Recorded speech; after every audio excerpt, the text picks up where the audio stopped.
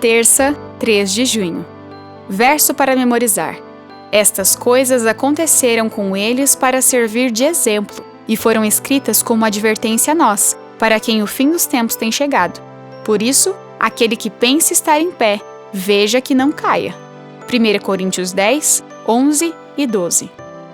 A história de Sodoma e Gomorra. Ao descrever os eventos dos últimos dias, Pedro se refere a uma história fundamental do Antigo Testamento, a destruição de Sodoma e Gomorra. Essas cidades da planície ficaram famosas por sua maldade e se tornaram o primeiro exemplo de centros populacionais destruídos pelo fogo do céu.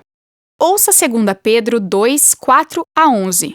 Pois Deus não poupou anjos quando pecaram, mas, lançando-os no inferno, prendeu-os com correntes de escuridão, reservando-os para o juízo. E ele não poupou o mundo antigo, mas preservou Noé, pregador da justiça, e mais 7 pessoas, quando fez vir o dilúvio sobre o mundo de ímpios. E, reduzindo a cinzas as cidades de Sodoma e Gomorra, condenou-as à ruína completa, tendo-as posto como exemplo do que viria a acontecer com os que vivessem impiamente. Mas livrou o justo Ló, que ficava aflito com a conduta libertina daqueles insubordinados.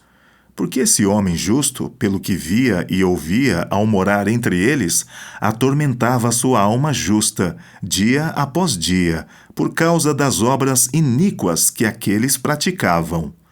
Assim, o Senhor sabe livrar das provações os piedosos e manter os injustos sob castigo, para o dia do juízo. Especialmente aqueles que, seguindo a carne, andam em desejos impuros e desprezam qualquer autoridade.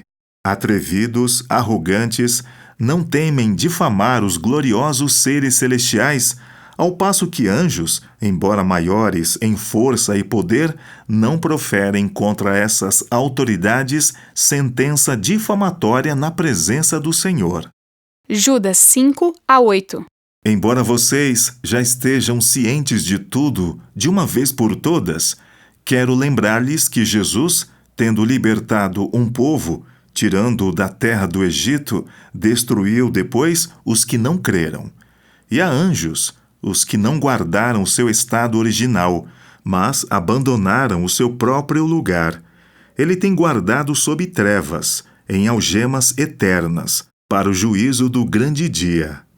Igualmente Sodoma, Gomorra e as cidades vizinhas, que também se entregaram à imoralidade e adotaram práticas contrárias à natureza, foram postas como exemplo do castigo de um fogo eterno.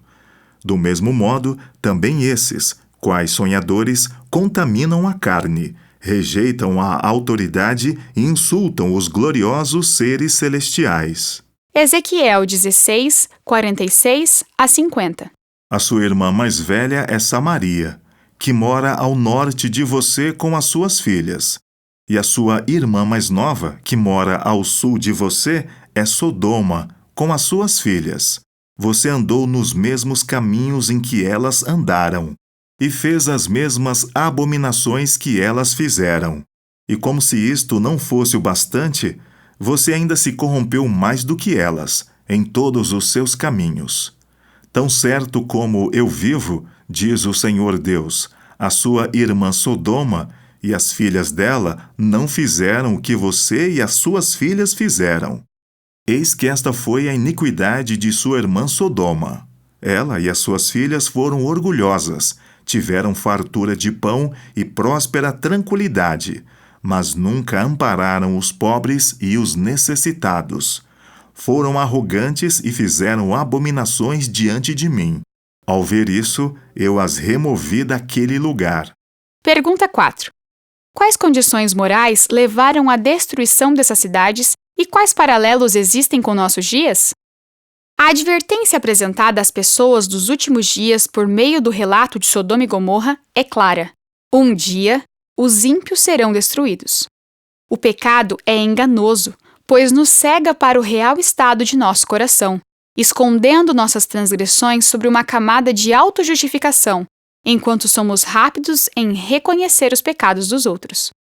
No mesmo capítulo em que Deus falou sobre quanto amor derramou sobre sua nação, ele a advertiu de que, embora não tenha cometido os mesmos pecados, se corrompeu mais do que Sodoma. Israel se prostituiu e cometeu adultério espiritual. Imagine a surpresa do povo ao ouvir que era mais corrupto do que cidades famosas por seus pecados. Isso não é novidade, não apenas com o antigo Israel, mas com toda a humanidade. Paulo apresentou uma longa lista de pecados humanos que poderia ter sido escrita com base nos jornais de hoje. Essa descrição da condição dos gentios não tinha a intenção de criar sentimentos de superioridade entre os judeus, mas levar o povo de Deus a entender a gravidade de seus pecados. Natã fez a mesma coisa quando contou a Davi a história de um homem rico que havia roubado a cordeirinha de um homem pobre. Com essa história, o furor de Davi se acendeu, porque a injustiça parecia evidente. Mesmo assim, Davi só conseguiu se ver na história quando Natã declarou: "Esse homem é você." A Bíblia não é dirigida principalmente à sociedade como um todo, mas ao povo de Deus. Quando vemos pecados hediondos descritos em passagens como Apocalipse 13 e 17, isso é uma advertência de que nós também podemos cair nessa armadilha.